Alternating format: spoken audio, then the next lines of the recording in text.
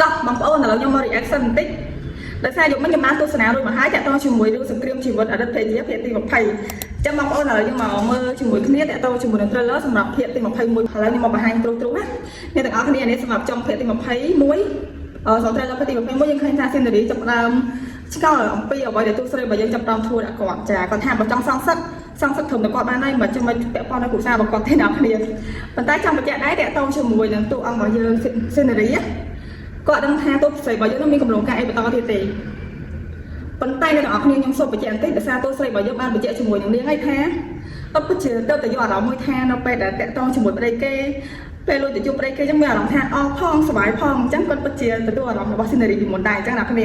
ហើយសំណួរមួយក៏សួរទៅកាន់ scenery ថាឯងភ្លេចថាពីមុនឯងធ្វើមិនតែយើងខ្លាំងបើសិនជាឯងភ្លេចចាំយើងបញ្ជាក់ឲ្យដូចជាបង្ហាញឯងបន្ថែមមួយចឹងទៅអ្នកគ្នាពីមុន scenery ធ្វើបាក់គាត់គឺខ្លាំងមែនតើធ្វើគាត់ឈឺចាប់នៅពេលដែលគាត់បាត់បង់ហេអ្នកគ្នាចឹងបន្តមកអ្នកគ្នានេះតើទៅឈឺបន្តវិញចឹងបន្តពីគេជួបគ្នាចឹងហើយអ្នកគ្នាណាចាបន្តមកគឺ scenery គាត់អស់ចិត្តទេអញ្ចឹងគាត់ក៏ទៅដឹងជាមួយគាត់ទៅប្រាប់ហេងថាឥឡូវហ្នឹងគឺនៅពេលនេះគឺតើតើជាមួយនឹងមន្ត្រានាងឆ្លងវិញហើយអ្នកគ្នាចានេះកន្លែងនេះគឺហេងកំពុងធ្វើការចឹងណាហ្នឹងហើយអូខេបន្តមក scenery គាត់ប្រាប់ថាបងម៉ែទុកការងារមកតម្លៃចឹងទៅព្រោះឥឡូវនេះគឺមន្ត្រាឆ្លងវិញហើយគឺចង់មកសងសឹកយើងទាំងអស់គ្នាហ្នឹងតែពេលហ្នឹងហេងមិននិយាយថាបងលោកការងារសូមដាក់រឿងផ្ទាល់ខ្លួនចេញទៅព្រោះមួយថ្ងៃលោកទៅការងារចឹងអ្នកគ្នាឃើញហេងអ្នកគ្នាណាចាចឹងនៅពេលដែល scenery ប្រាប់ទៅកាន់ហេងគឺហេងបានវិបល់ជាមួយគាត់ទេគាត់បាននិយាយថាគាត់លោកការងារគាត់ស្មុគស្មាញនឹងការងារក៏មកលុកលំជាមួយរឿងផ្ទាល់ខ្លួនហ្នឹងទៅប៉ុន្តែអ្នកនរគ្នាខ្ញុំសូមបញ្ជាក់ដែរពេលហ្នឹងគឺហេងក៏ដូចជា scenery កំពុងតែនិយាយគ្នាហើយប្រហែលជា master ក្រោយមកហ្នឹងហេងបានទៅជួបជាមួយនឹងទូស្រីរបស់យើងមន្ត្រាអ្នកគ្នានេះហេងឈុតនេះក៏ល្អមើលដែរអ្នកគ្នាពេលហ្នឹងគឺហេងកំពុងតែអង្គុយនិយាយគ្នាជាមួយនឹងមន្ត្រាលេងចឹងណា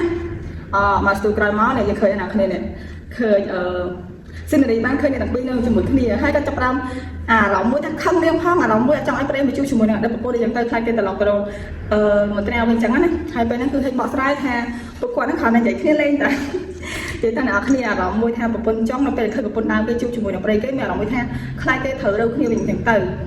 ហើយមកអ្នកគ្នានេះអូយបន្ទាប់បន្ទូស្រីរបស់យើងគឺសំដាយធ្វើ slow ខ្លាំងណាបងប្អូនខ្ញុំស្រឡាញ់ខ្លាំងមែនទែនកន្លែងហ្នឹងនិយាយមែនធ្វើសំដាយធ្វើ slow body ចឹងណាហើយសំខាន់ណាស់ទៅមកគេនឹងសភាពគេថាគេខំនិយាយគ្នាធម្មតាអន្តាហើយចាំមិនខំថាអីចឹងណាគ្នាស្គាល់គ្នាឯងចឹងណានិយាយថាអ្នកនរគ្នារឿងហ្នឹងគឺល្អមើលខ្លាំងមែនតើខ្ញុំនិយាយមែនហើយសម្រាប់អ្នកដែលទស្សនារឿងហ្នឹងហើយប្រកាសជាមានអារម្មណ៍ថាដូចនៅក្នុងសាច់រឿងហ្នឹងចឹងណាអ្នកគ្នាមក